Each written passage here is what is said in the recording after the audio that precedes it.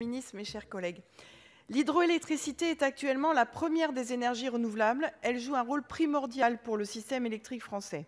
Elle représente une production d'environ 10% de la production électrique nationale, totalement décarbonée et sans production de déchets toxiques. Elle est souple, flexible, permet une grande réactivité et on estime qu'en hiver, en période de pointe, 1 kWh sur 4 est d'origine hydraulique. C'est en France une filière industrielle d'excellence dont le savoir-faire s'est bâti historiquement.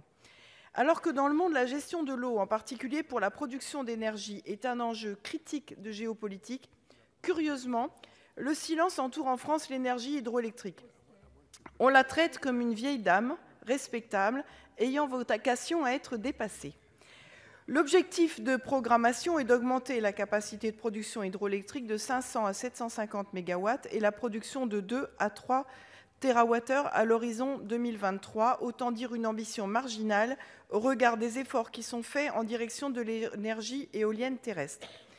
Dans le même temps, nous apprenons que Bruxelles veut imposer l'ouverture des concessions hydrauliques EDF à la concurrence. Des dizaines d'ouvrages en France seraient concernés. Aucun autre opérateur européen n'est sommé, comme EDF, de laisser ses barrages. La sécurité de l'approvisionnement énergétique national est une priorité absolue. L'optique qui consiste à privilégier la concurrence pure et dure entre opérateurs met au second plan la politique énergétique. Dans ce contexte, pouvez-vous me dire, Monsieur le Ministre, quelle est votre position? Souhaitez-vous renforcer la filière hydroélectrique en France, augmenter la part qui lui est assignée et en faire un pilier de la transition énergétique nationale? Et souhaitez-vous vous opposer à la privatisation de nos barrages, conservant ainsi dans notre patrimoine national une carte maîtresse de notre indépendance énergétique? Je vous remercie.